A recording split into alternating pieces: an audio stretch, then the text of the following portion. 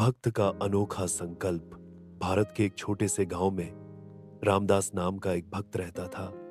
वह साधारण किसान था, लेकिन उसकी भक्ति असाधारण थी। उसने अपनी पूरी जिंदगी भगवान श्री कृष्ण की सेवा में समर्पित कर दी थी। उसके दिन की शुरुआत ठाकुर जी की पूजा से होती और रात उन्हीं के नाम की संकीर्तन में बीतती। उसके घर में केवल एक मिट्टी की मूर्ति थी, जिसे वह अपने पुत्र के समान मानता था। रामदास के भक्ति भाव की चर्चा पूरे गांव में थी। लोग उसकी श्रद्धा पर हैरान होते, लेकिन रामदास की भक्ति अटूट थी। गांव के लोग उसकी भक्ति की तारीफ करते, पर कुछ लोग उसका मजाक उड़ाते। एक दिन जब रामदास मंदिर में भजन गा रहा था, उसके मन में एक विचार आया। भगवान सर्वव्यापी हैं, लेकिन मैं तब तक अन्न ग्रहण नहीं करूंगा जब तक वे स्वयं मेरे घर नहीं आते। यह संकल्प उसने अपने मन में दृढ़ कर लिया। गांव के लोग उसकी इस घोषणा से हैरान हो गए। वे उसे समझाने लगे, रामदास, भगवान हर जगह है। उन्हें बुलाने के लिए उपवास करने की आवश्यकता नहीं। परंतु रामदास का संकल्प अटूट था। उसने कहा, अगर मेरी भक्ति सच्ची है तो भगवान अवश्य आएंगे। रामदास ने अन्न का त्याग कर दिया और ठाकुर जी के दर्शन के लिए मंदिर में बैठ गया।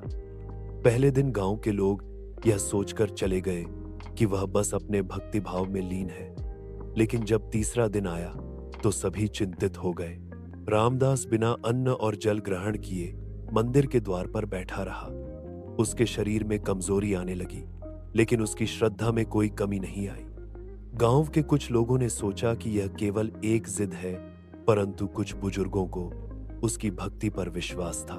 पांचवें दिन उसकी हालत बेहद खराब हो गई। उसकी आंखें धंस गईं, लेकिन चेहरा तेज से चमक रहा था। उसकी आवाज कमजोर पड़ रही थी, फिर भी उसकी प्रार्थना अनवरत जारी थी। ठाकुर जी, अब आ जाइए। उस रात जब पूरा गांव सो रहा था, रामदास मंदिर में अकेला बैठा था। अचानक एक दिव्य स्वर गूंजा, रामदास, मैं आ गया। गांव वालों ने देखा कि एक तेजस्वी बालक रामदास के घर की ओर बढ़ रहा था। उसकी आंखें चमक रही थीं। वह सुंदर पीले वस्त्र पहने था और उसका स्वर मधुर था। गांव के लोग यह दृश्य देखकर अचंभित रह गए। कुछ लोग समझ गए कि यह स्वयं श्री कृष्ण थे, लेकिन कुछ को अब भी संदेह था।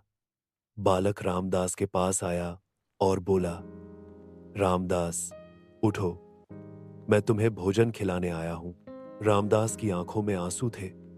वह जानता था कि यह कोई साधारण बालक नहीं है। वह श्रद्धा और प्रेम से भर गया। उसने ठाकुर जी को प्रणाम किया और उनका चरण स्पर्श किया। गांव वालों ने देखा कि रामदास के मुख पर दिव्य प्रकाश था।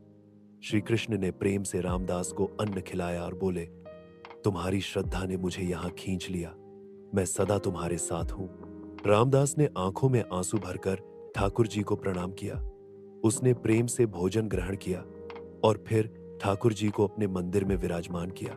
उस दिन के बाद गांव वालों ने जाना कि सच्चे प्रेम और अटूट श्रद्धा से भगवान को बुलाया जा सकता है। कई लोग रामदास के पास आकर भक्ति की शिक्षा लेने लगे। गांव में भक्ति का वातावरण फैल गया और यह गांव ठाकुर जी के प्रेम में रंगा गया।